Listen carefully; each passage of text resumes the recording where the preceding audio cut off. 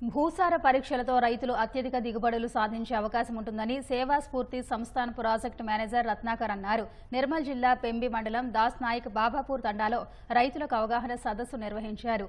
భూసార పరీక్షలు చేయించడంతో భూమిలో ఉన్న లోపాలు, ప్రయోజనాలు తెలుస్తాయని, పంట సాగు చేసే సమయంలో అవసరమున్న ఎరువులను వేసేందుకు అవకాశం ఉంటుందని తెలిపారు. ప్రతి రైతు భూసార పరీక్షలు చేయించుకుని పంటలు సాగు చేసుకోవాలని సూచించారు.